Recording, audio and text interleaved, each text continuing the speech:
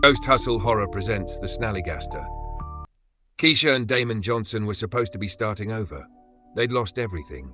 Damon's mechanic job gone after the shop shut down. Keisha's kindergarten teaching position cut when the city slashed funding. And then, as if the universe wanted to crush them just a little more, Keisha's mother passed unexpectedly. But in that loss came one thin thread of hope: the house in Braddock Heights, Maryland. A modest two-story with peeling paint and creaky floors, but a home. So they packed up their battered Honda Civic and left the city behind. Braddock Heights welcomed them like an old quilt, cozy, patched together, and a little worn at the edges. Damon found part-time work at the hardware store, and Keisha landed a temporary spot at the local elementary school. They started to breathe again. Until the nights changed. It began subtly. People's dogs went missing. Flyers lined telephone poles. "Have you seen Scout? Missing since Thursday." Then cats. Then the rumors started. Strange howls in the woods, livestock torn apart, weird talon marks on fences and sheds. Keisha dismissed it as country superstition. Damon joked about it when they walked their old retriever Max through the quiet streets. But the unease grew.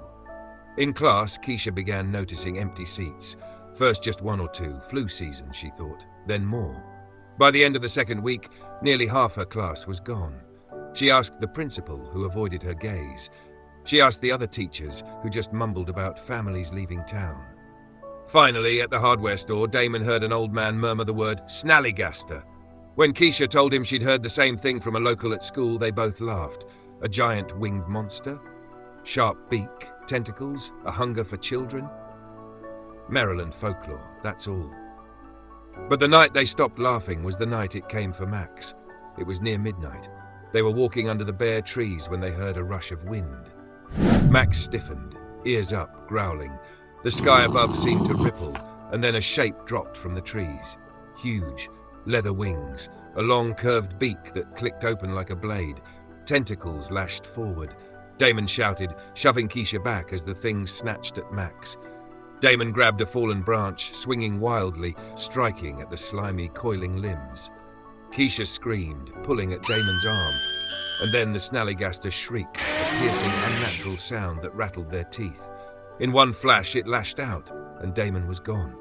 Keisha was left on the ground, clutching Max's collar, the leash trailing from her shaking hands. Above, the trees were silent, the stars cold and watchful. She realized then this town was dying, the children weren't running away, and she had just watched the ancient hunger claim her husband.